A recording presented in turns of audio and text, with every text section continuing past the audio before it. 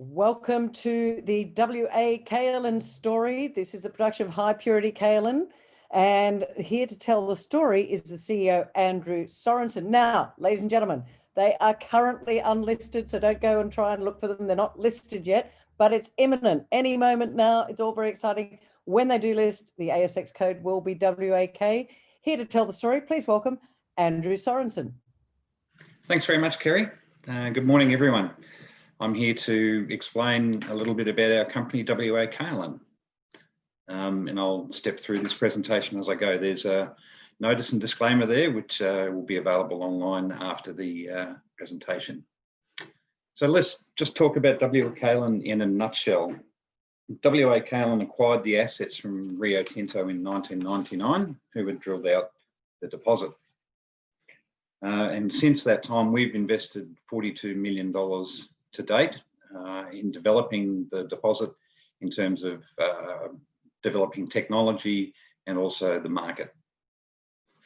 We have one of the world's largest remaining known primary resources of kaolin.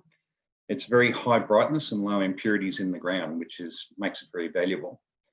The ore reserve estimate is 30.5 million tonnes, and we have a 31-year life of mine. We also have an access and a further inventory of 644 million tonnes of mineral resource throughout our tenements. We've recently completed a definitive feasibility study, which produced very robust economics based on a ramp up of kaolin to 400,000 tonnes per annum in two stages, 200,000 tonnes straight away, and then the second 200,000 tonne would be a modular increase using the same technology as the first. The proven low cost of our production is based on the fact that we are operating a process right now. We have a K99 process, which has been operating here at our Kwinana plant since 2016, and we've been producing products for our customers since that time. So the K99 process is unique to us, and it delivers a very high quality, ultra bright kaolin at a low cost, because we don't have chemical bleaching or any magnetic separation processes that we have to do. We have a low capital intensity, and there are a number of factors around that. The first and simplest to understand, I guess, is the fact that it's a free dig, open cut mining campaign. So mining is very easy and simple, and we have very minimal, just regular mobile equipment to achieve that dig. The kaolin market is a very stable market, and it can be characterised by the fact that over the time, it's not had a lot of major increases or decreases or volatility, if you like, in the market, because there's a very broad range of applications for the kaolin, and that leads to a fairly stable market price. If you have a boom in one sector, you might have a drop in another, and the average has always been a very stable kind of growth rate. We commissioned some market research from a company called Grandview Research, and that proved out from their research of a compound annual growth rate going forward of 3.5% through to 2027.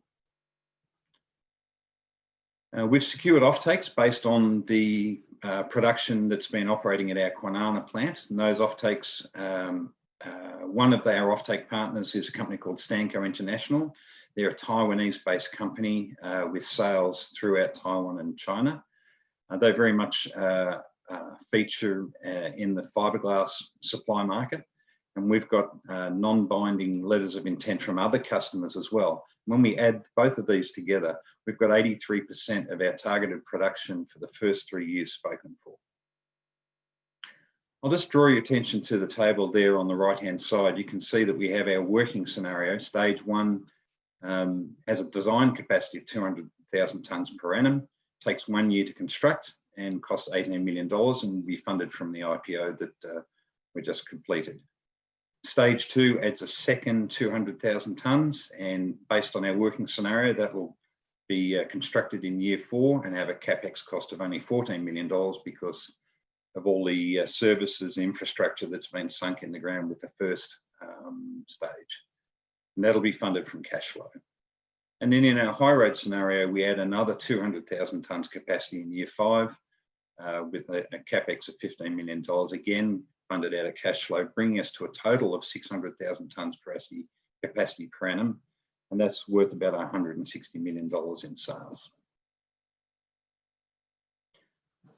I'd like to draw your attention to the team. As owners, Alf and I, you can see on the left-hand side, Alf has over 40 years experience in engineering and is a very experienced and successful businessman. Alf has produced a lot of success with the businesses he's built over the years, and you can characterize him as somebody who's very much hands-on and loves to build businesses and is very successful at it. Myself, I have 30 years experience in a range of industrial chemical applications, having worked for a company called PQ Corporation for 25 years and then other production type jobs, and moved up into management jobs in the industrial minerals market. Dr. John White is our non-exec chairman. Dr. White was federal government's Uranium Industry Framework Council chair, and he's also very involved in Woodside's Northwest Shelf offshore gas. He is also formerly the global CEO of the Visi Group for the Pratts, so he's a very well respected chairman, and we're very lucky to have him. We've invited Linton Putland to join the board. Linton is a mining engineer with 30 years experience in mining operations, both in Australia and overseas. And he's also been involved in a range of commodities. And we're very glad to have him on board to round out the mining side of our board. And then Kathy joined the board. Kathy was previously with Patterson Securities, and she was actually covered this story for Patterson's back when we were dealing with Patterson's before Canaccord took them over. She has over 30 years experience and working in the resources industry as an analyst, and has backed up her non-exec directorship with a significant investment in the business herself. In terms of our CFO, we have Michael Kenyon as a safe set of hands. He's got 22 years experience with ASX listed corporations, having roles with Forge Group, Matrix Composites, Pacific Energy Limited, and he's currently a non-executive director of Babylon Pump and Power. So I think we've got a very well-rounded experienced team there. I think the sequential scale-up is the key to managing risk on this project. And that's been our mantra sort of since we've owned the project. We've been quite meticulous and careful about how we grow this business. As you can see, we have spent a bit of money and taken a bit of time to get to this point. However, where we're at right now, we have a plant at Kwinana running at 5 tonnes an hour. We have a growing market of customers, and they're tier 1 customers. We've selected these customers because they are leaders in their industry, and we get the halo effect from having their approval of our product with other customers in that market, in those marketplaces. So stage 1, as I mentioned, will expand that capacity to 25 tonnes per hour, giving us a total of 200,000 tonnes capacity. We'll employ about 50 staff, and we have improved logistics through lower OPEX compared to our Kwinana operations. I'll just speak to that for a second.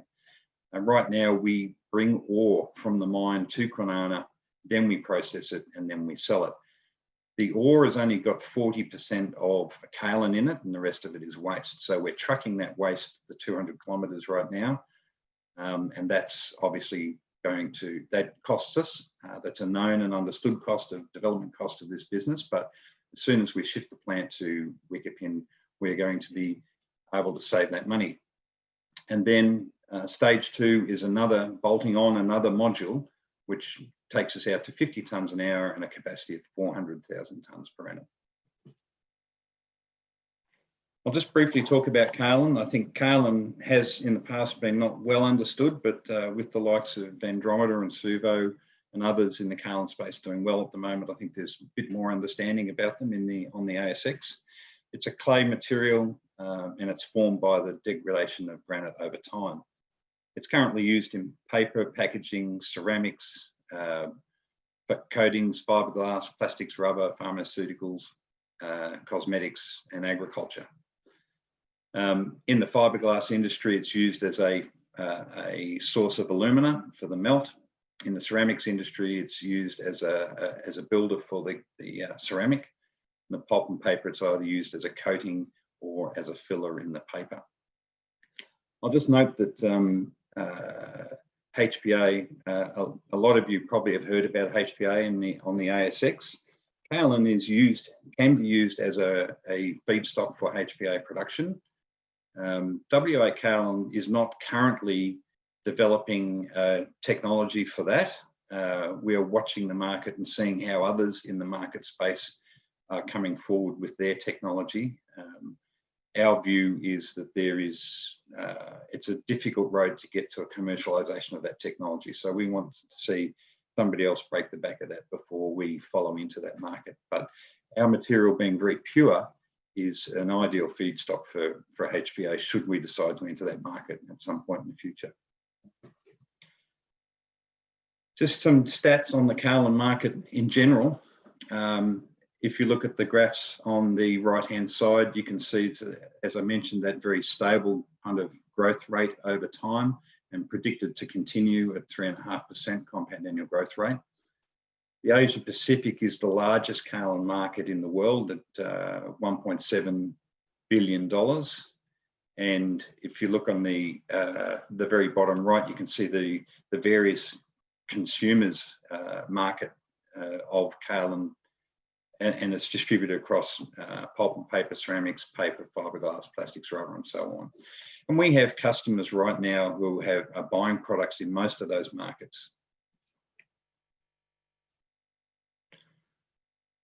The project overview, just giving you some stats about the location. The graph on the right-hand side shows where Wickepin is, roughly halfway between Perth and Esperance.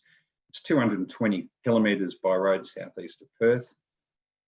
We have 2 pits operating there at the moment, and there's as I mentioned, mining is very easy. It's a low strip ratio and very low cost mining.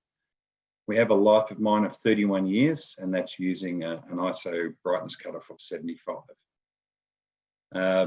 Previously, I mentioned the ore reserve was 30.5 million tonnes, and there's 109 million tonnes of resource in that mining lease and 535 million tonnes of kaolinised granite in the retention licenses. And I'll just show you the yellow map. The green box that you can see there, that's our mining lease. That's where we operate our mining from at the moment.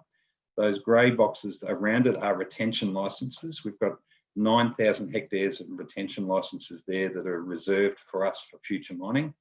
And it's a simple process for us to convert them over from retention licenses to mining licenses when we need to do so. As we're an operating business, of course, all permits and approvals are in place. And I think the ideal location of Wickepin is important in that it's close to power, water, road, rail, infrastructure, town, and easy access to both Fremantle and Bunbury ports. Our resource is world-class, and it's world-class in terms of quality. The quality of our resource is very high with low impurities and high brightness. When you compare our resource with the main resources of our competitors in the USA and the UK, those resources are secondary resources and they require quite a lot of chemical processing and bleaching to bring the brightness up to what we have naturally in the ground. And then of course, one of the other main competitors on a global scale is based in Brazil. They have a very good resource as well, but they are deep in the Amazon basin and have quite high logistics costs to bring the product to market. And in terms of size, our resource is also very world-class. When you look at our combination of our reserves and resources is 283 million tonnes. If you look at Imerys are the world #1 producer of kaolin. They represent 16% of the global marketplace by themselves. When you combine their reserves and resources, they have 250 million tonnes. So we have a very significant resource on a global scale. The mining is simple and existing. Basically, it's a free dig. We use an excavator to dig the material. You can see it's visually defined. And when we go about pulling the material out, the operators find it very easy to do grade control simply from visuals. I talked about our processing plant. The processing plant that you see pictured there is based in Kwinana. It's operating today. It has a capacity of 5 tonnes per hour, and we're servicing customers from it as we speak. We ship about 4 to 5 40-foot containers a week at the moment. You can see the process flow is a very deceptively simple process flow. The technology is all in how we remove the sand and large particles, and we do it in a dry process. So it's dried first. We remove the sand and particles in a airstream. We store the kaolin, and then we bag it. There's no chemistry set. There's no tailing dams. It's a very straightforward process. Just talking a bit about the structure of the deal, we have some performance hurdles, and I think it's good to look at these performance hurdles because it really does sort of demonstrate our expectations of the business going forward. So the performance hurdles in the first year are all about building the plant on time, on budget, and making sure that it meets the capacity rating that we require. And then years 2, 3, and 4 are all about achieving revenue and EBITDA. And you can see the levels of revenue and EBITDA for each year there as an indication of where we think this business is going to go. And we've set the performance rights around that. These performance rights have significant value to us as owners, and therefore we're really incentivized to achieve these outcomes. So the owner's proposition is really about we're in this for the long haul. We're building a multi-generational business, can provide significant cash flows for all investors going forward. The stage 1 of production will give us very good returns, and then stage 2 production will be within 4 years. The EBITDA strongly translates to NPAT because of the low capital intensity. Each of these modules only costs between $18 and $14 million, as I mentioned before. And given that we've been in business for 20 years and have spent a significant amount of money, we have the benefit of accumulated tax losses, which are probably worth about $17 million worth of tax that we can earn before we have to pay taxes. The business, again, around this being a cash generating enterprise, the board has adopted a payout policy of 66% to future profitability, and that will come in place from year 3 going forward. And the owners will take their dividends as DRP, and others will be allowed to take dividends as DRP as they choose. Also, it's all about the long-term look for us. So we've mandatorily escrowed for 2 years, and the owners have provided an agreement to additional escrow for 3 years beyond that. So they'll be escrowed for 5 years on the majority of their shareholding.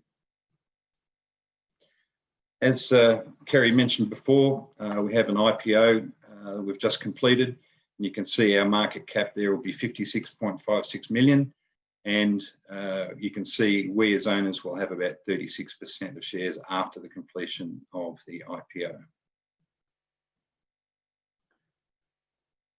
Use of funds, as I said, the majority of the funds that we're raising in the IPO will go into the CapEx work. We've obviously got the IPO costs, a bit of debt reduction and working capital.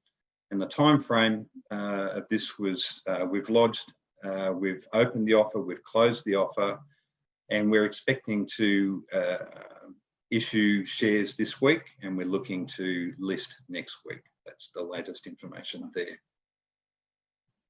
So in closing, I would just say that WA Kaolin has a very low valuation when you compare it to people on the market. When you look at companies like Andromeda and Suvo, who are both in the kaolin space, they have much higher EV to reserve valuations, and their shares are trading very well at the moment, as you probably know. We have a long life of mine and a low capital intensity, which means this business will generate significant cash over time. And we've done all the homework and hard work of de-risking this through the building of the technology and the market. We have a highly credentialed team. who have been assembled to put this project into action, and it's all about delivery now. Scale up on time, on a budget, achieve the sales, which are mostly covered by offtakes in the early years, and then achieve those performance hurdles. So that's the conclusion of my presentation. I invite some questions.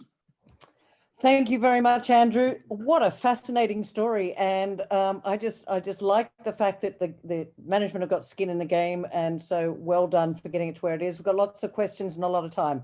When will stage 1 construction of the plant be completed? And when do you expect the business to reach peak stage 1 volumes? Okay, so we've allowed for a 12-month build for stage 1. And that 12 months will commence when the IPO funds are received and we list, obviously.